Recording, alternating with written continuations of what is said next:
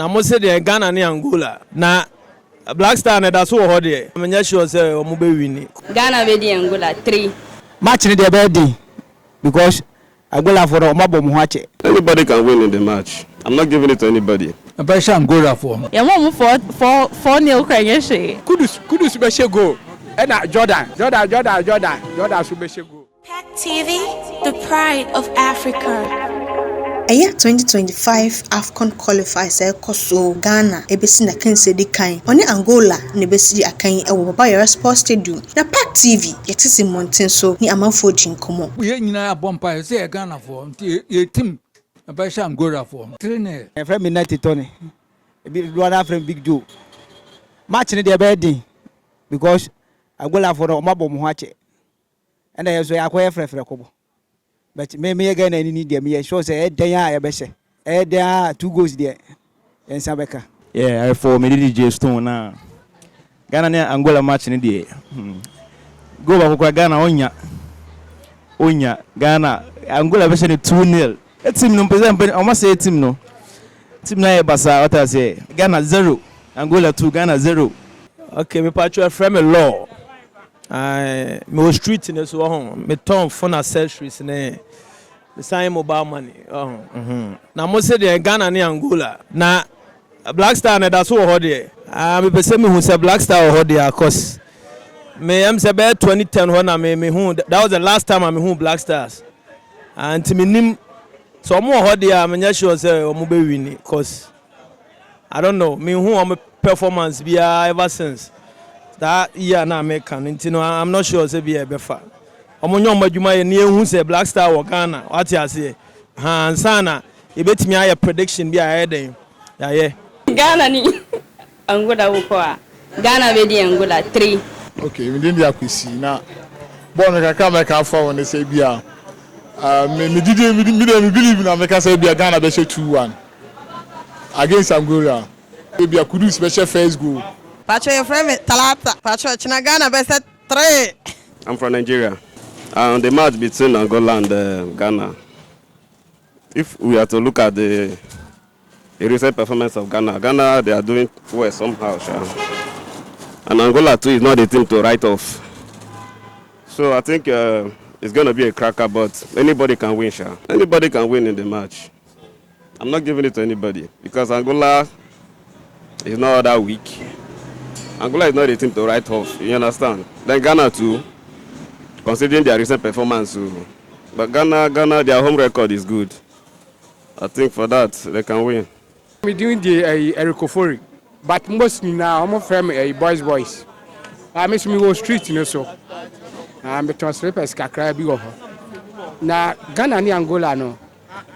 Okay, sisi a team ni there. Coach na wa befa no ye team ni ye, o hihye ni ye.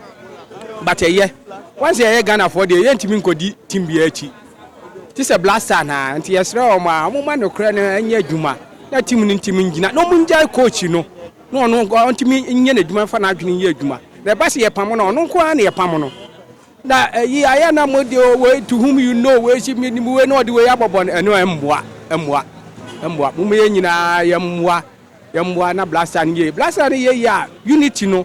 Na Ghana so abato no na akokama what I say mumma yembom na yemboa na Blackstars ni ye scholar ne de oh Angola okay obia yemfa say 2 ne kudus be she go na Jordan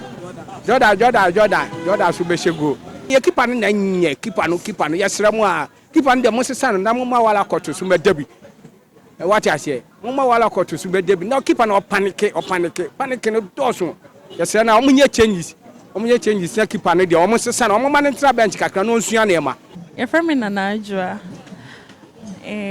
okay Ghana ne Angola so mo ba ye kro mo nti no ya mo 4-0 kwenye she Ghana for be win 3-0 and your brother Kivu Gare ki Mr. Kudus no na be say how am I investors for no mo investment na mo fa to Ghana 3-0 no no Your friend Kwame, me laptop Dr. Pass laptop no we ukura ade ba me won pandia mani nya ne kama Ghana match no be say Ghana 5-1 I didn't see Kivu we yin katie ni na free enka tira ka for pe yeso ye to a ye discard to intino ya enso ye intino so odi be ka o de be bom pa ya ba Ghana mana shebi.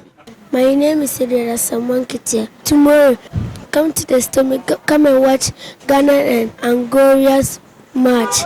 I hope Ghana will win. Aha, I Pack TV. Median Ella Adjoa Amonkwa. Koswa so be follow your pages no subscribe no like it. Say your Facebook, YouTube, Twitter, TikTok. Ningina I Pack TV GH. And phone station to baby. Pack TV nkwana monhwe. Me kan for Pack TV ama obi biara. Na o hwa ubohu nipa e wo ho. Monhwe Pack TV station for party Pack TV. So person hu na mamre. Awti amamre ne amane e dia. Me kan for Pack TV e da ma obi a. Ye ne ye mai de noa na ye hwe. Wo hwa enhira wom, enkunindie wom. Wunya hotopa. Babia ye kan for Pack TV amam. Na sunya ide. Ya gi mutum se pla kofe. Enti Pack TV de mene mabusuafo ye ni ho agro. Anoa na eko. Eti me kan for Pack TV amamo. Sesi na buta bibia wo so nkomoda wo so. Enya de omo ye niam basa bia wo TV no so. Obia hwe Pack TV. Eye kama pa. Pack TV papa. Obia hwe bi. Enti adofo no obia fa TV into Pack TV o. Pack TV, the pride of Africa. Pack TV, the pride of Africa. Pack TV, the pride of Africa. Pack TV, the pride of Africa. Pack TV, the pride of Africa. Pack TV, the pride of Africa. Etimi ni anumai, obia yo Pack TV o. Pack TV. Pack TV. Pride of Africa. We give you all that you need. Pack TV ya bema mwadisia. Amambra ni nyekika ho. Elfutu samni ya nijike. Ya bema mwaguna mambra disu. Promoting African culture and legacy. Pack TV, the pride of Africa.